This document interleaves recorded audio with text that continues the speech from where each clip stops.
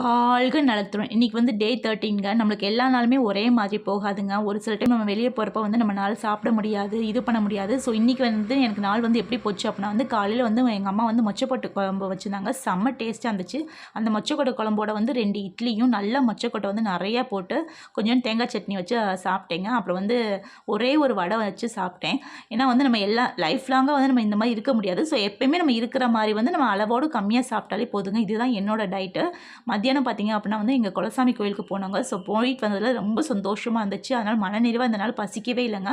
இடையில மட்டும் ஒரே ஒரு காஃபி சாப்பிட்டோம். அதே மாதிரி வரப்போ வந்து கொஞ்சமாக வந்து கேப்பப்பட்டு வந்து வாங்கிட்டு வந்துட்டோங்க. ஸோ இதுதான் என்னோட சாயந்தரம் ஆயிடுச்சு. ஒரு 6:30 ஆயிடுச்சு. மத்தியானம் சாப்பிடல, பசிக்கவும் இல்லை. ஸோ ட்ராவல் பண்ணனால பசிக்கல. அதனால் கேப்பப்பட்டோட முடிச்சுக்கிட்டேங்க. இன்றைக்கி நீங்கள் என்னென்ன சாப்பிட்டீங்க அப்படின்னு கண்டிப்பாக எனக்கு கமெண்ட் பாக்ஸில் சொல்லுங்கள். உங்களுக்கு இந்த வீடியோ பிடிச்சிருந்துச்சுன்னா ஒரு சின்ன லைக்கும் ஷேரும் பண்ணிக்கோங்க. நீங்கள் பண்ணுற ஒவ்வொரு சின்ன லைக்கும் எனக்கு அவ்வளோ சந்தோஷத்தை கொடுக்குங்க. ஸோ முடிஞ்ச ஒரு சின்ன லைக் பண்ணிக்கோங்க. வாழ்க வளத்துடன்.